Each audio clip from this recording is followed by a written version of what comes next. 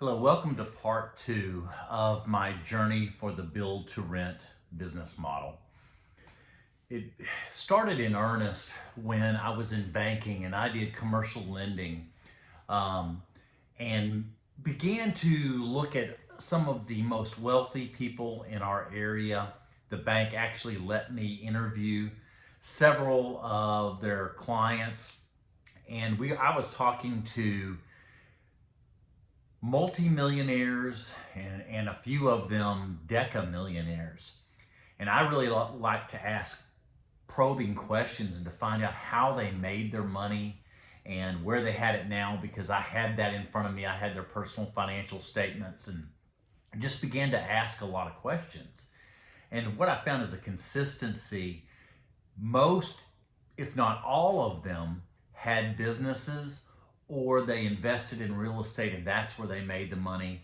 But if they had businesses, I watched them also take that money and put that in real estate. And that was just a big aha moment. Plus, one of the other things that I learned is they had multiple sources of income. We read that in books now, that most millionaires have more than one source of income for the revenue that comes in. And many of them had 4 to 5 different sources of income that came in on a regular basis.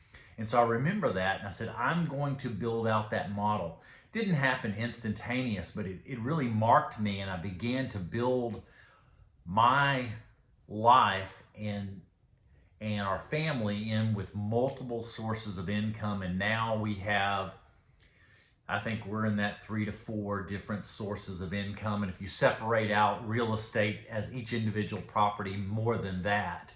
But we have that coming in regularly, and I find that it gives more security because one of our businesses was slower, the other business was doing well, and it kind of evened out the revenue flow. Second thing, what I learned was as a commercial loan officer, having a good career, but I noticed I was lending to the people that were really making the money.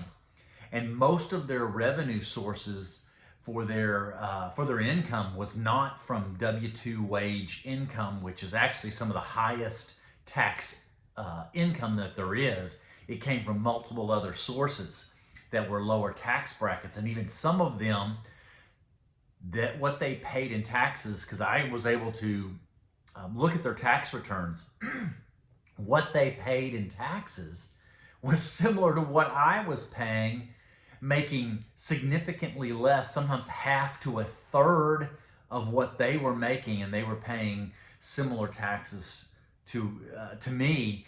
And that was because of the deductions that they could get with their different other portfolio and their income. The second thing was that I noticed as I was looking in real estate and I began buying the lots, is as I was helping do property management and helping other investors, looking at the resale market myself, it was increasingly difficult to find properties that had a cash on cash return of more than 3 or 4%. I know back in 2020 and 2021, 2022, rates were down. The cash flow was a little better, but the prices on the properties got a lot higher. Now, in 2024 here, it is with a rate somewhere in the 7 to 8%, cash flows are really tight. And so I'm seeing with my build to rent model, because I can build them at the price I can, I'm building them basically at about 80% of retail resale cost. So I'm, in a sense, my cost to build them is at about 80% as if you would buy that property on the resale market. And because of that, I'm putting less down, and my cash on cash return is a lot higher because I'm putting less down. And it also allows me to recycle my capital quicker and acquire more properties.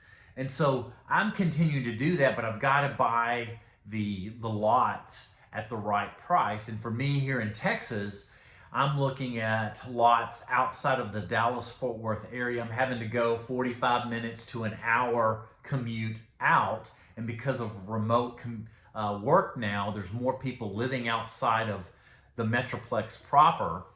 And finding those lots, for me, it would be finding those lots in the 15 to 20,000. And then I'm also looking at what the rents are in that area, reverse engineering it, crunching the numbers, and making sure that, okay, here's the lot at 15,000. Here's my build price. I can back into it based off the rents and say, okay, this works. This is what I'm going to be able to do with the bank structure. And usually it's about 5% down that I'm having to put. So that puts me at a loan to actual value somewhere in that, depending on where it is, 70 to 75%. Because there's some of them I've been able to build at 75 to 78%.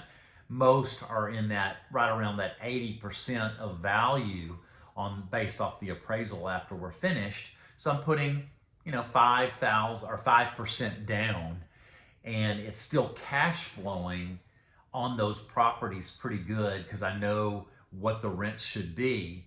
And that's the model I've been doing. It's allowing me to grow mine faster because I'm able to not have to put quite as much down when we do the 30-year financing at the end. And it's allowing me to build that much more. I do build these very, nice, and I use the model of, if times got tough, would I want to live there? And so I don't do a basic build. I do, as my renters have even said, a lot nicer, more higher end build. Things that you would typically find on a home that's built custom for somebody. I'm doing a few little touches, managing that budget in what we're building, but do a few little touches that are on like a custom build level. And I've found that it's attracted those tenants faster, but then also on average, I'm getting about $50 to up to, some of them up to $100 more than the market around me. And it's helping my return on my investment. And so just on the initial upfront cash on cash return, I've been able to get somewhere in that 20% range because I'm putting a lot less down, where my cash on cash return is typically 20% and several of them higher. And that's been, and putting less down. So I'm able to build more of a portfolio of different properties. But I thought I would share that in my journey, and I'll go into detail going forward as I show some specific properties and what I've done and what I've learned from it. But I thought I'd share that with the community.